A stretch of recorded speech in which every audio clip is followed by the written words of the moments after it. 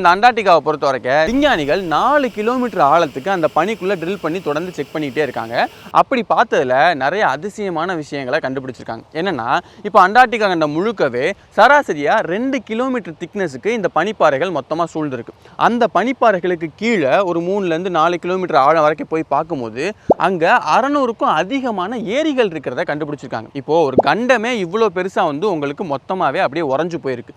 அப்படிப்பட்ட ஒரு இடத்துல கீழே இருக்கக்கூடிய ஏரி எப்படி உறைஞ்சு போகாம இருக்கும். என்ன விஷயம்னா, இப்போ 600க்கும் அதிகமான சப்கிளேஷியல் லேக்ஸ் இருக்கிறத கண்டுபிடிச்சிருக்காங்க அப்படின்னு சொன்னேன் இல்லையா. அதுல இதுவரைக்கும் கண்டுபிடிச்சதுலேயே மிகப்பெரிய ஏரி அப்படின்னா அது லேக் வோஸ்டாக். கிட்டத்தட்ட 12,500 சதுர கிலோமீட்டர் அளவுக்கான மிகப்பெரிய ஏரியா அது இருக்கு.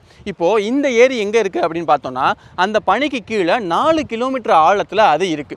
இப்போ 4 கிலோமீட்டர் ஆழத்துல அதுக்கப்புறம் மற்ற ஏரிகள்லாம் பார்த்தீங்கன்னா 2 கிலோமீட்டர் 3 கிலோமீட்டர் இந்த மாதிரி நல்லாவே ஆழமா இருக்கிறதுனால அது பூமியோட கிரஸ்ட்டுக்கு கொஞ்சம் பக்கத்துலேயே இருக்கு. அப்போ கிரஸ்ட்ல வரக்கூடிய வெப்பம் தொடர்ந்து இங்கே சப்ளை ஆகிட்டே இருக்கிறதுனால ஒரு குறிப்பிட்ட சில இடங்கள்ல மட்டும் அந்த ஏரி எல்லாமே உறைஞ்சு போகாம அப்படியே தண்ணி நிலையிலேயே இருக்கு.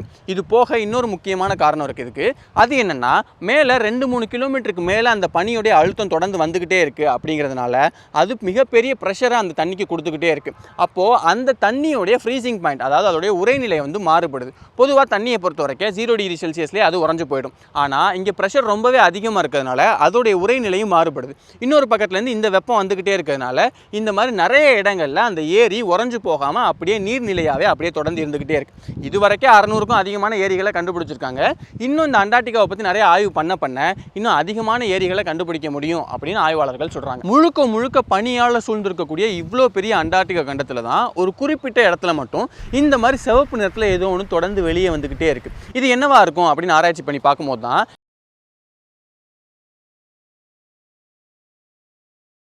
ஆரோக்கியமான வாழ்க்கைக்கு ஆராவில் ஹெல்த் மிக்ஸ் auravil.in வெப்சைட்ல இருந்து வாங்கலாம்.